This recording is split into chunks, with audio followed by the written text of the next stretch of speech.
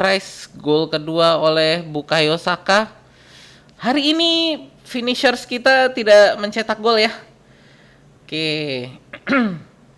Pertandingan ke-200 bagi Bukayo Saka, tadi mencetak gol dari penalti yang dia juga menangkan juga ya. Jadi dia memenangkan penalti tadi di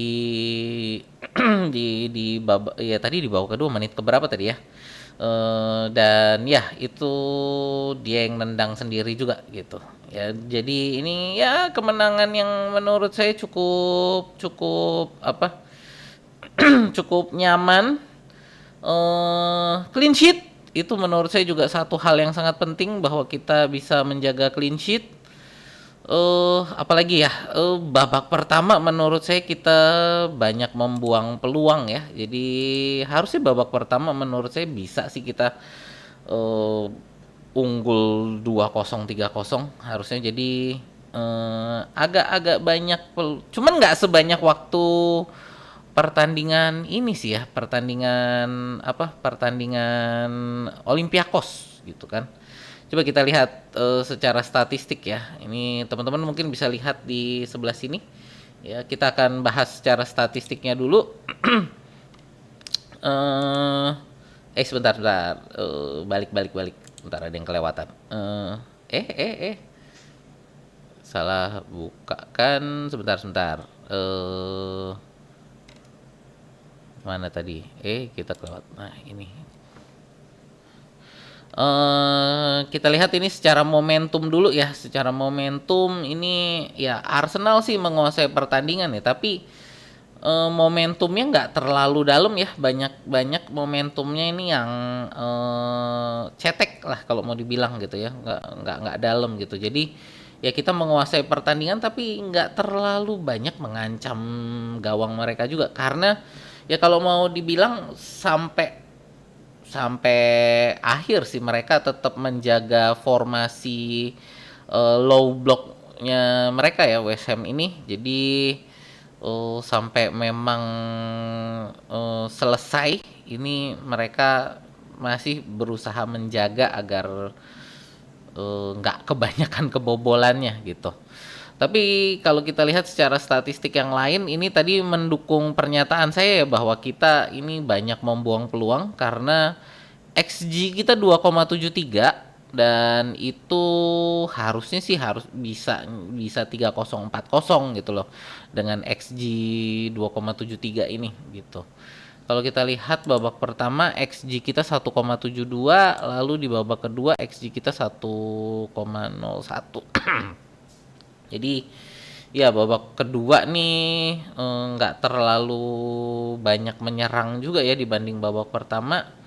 Tapi ya di babak kedua juga kita tadi lihat mulai menit 80-an lah, West Ham-nya sendiri juga udah kecapean dan Arsenalnya tadi juga ya udah jagain doang lah gitu, untuk biar mereka nggak ada ancaman lagi. Jadi sebenarnya tadi dengan golnya Bukayo Saka itu kita udah kill the game juga sih. Penaltinya Bukayo Saka itu tadi menurut saya kita udah kill the game. Jadi kita udah tinggal ngejagain aja, merekanya juga udah nggak terlalu ngoyo lagi gitu.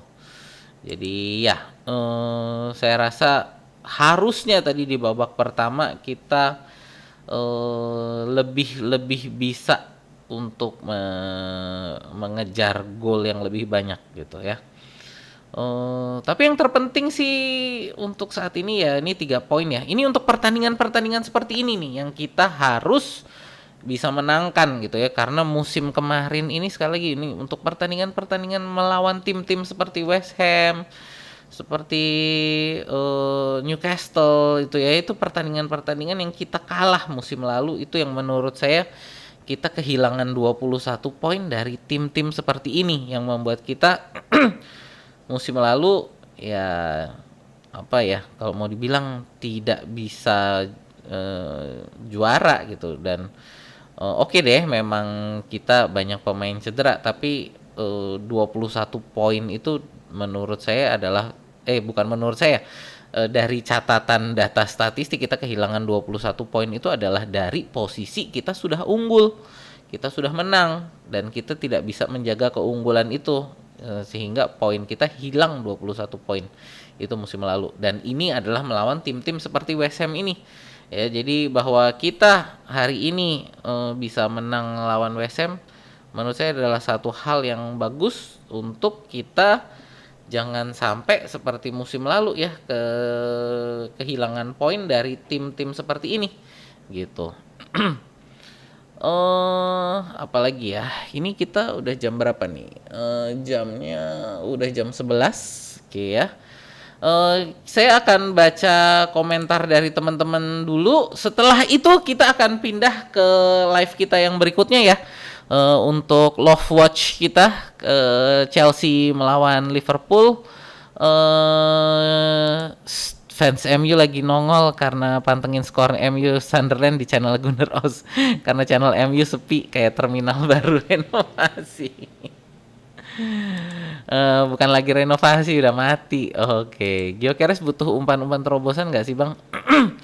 Ini sekali lagi ya, ini yang saya sudah ngomong dari awal musim bahwa kita tidak menggunakan Gyökeres sebagaimana City menggunakan Haaland gitu. Jadi memang sistemnya Arteta ini bukan target man gitu. Jadi bukan bola mengalir kepada Gyökeres, tapi adalah ketika Gyökeres punya posisi yang bagus baru bola akan diserahkan kepada Gyökeres gitu. Jadi tugasnya Gyökeres adalah mencari ruang. Ketika dia dapat ruangan itu baru bola akan diarahkan ke dia gitu. Jadi Arsenal ini memang secara striker, secara penyerang itu adalah siapa yang punya kesempatan di depan gawang, bola akan diserahkan kepada dia ya gitu. Jadi kalau kita ngomong Gyökeres, bukan, walaupun kita membeli Gyökeres ini ya, jadi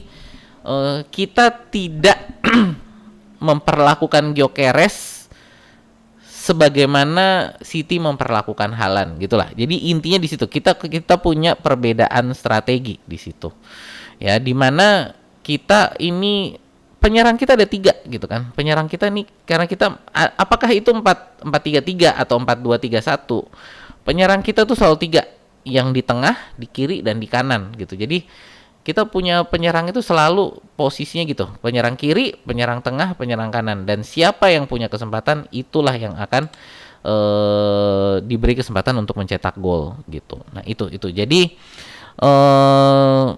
makanya kalau dibilang butuh, sebenarnya sih butuh juga gitu Gyökeres ya, tapi pada saat yang sama kita mainnya nggak seperti itu gitu. Jadi kita bukan target man kepada Gyökeres.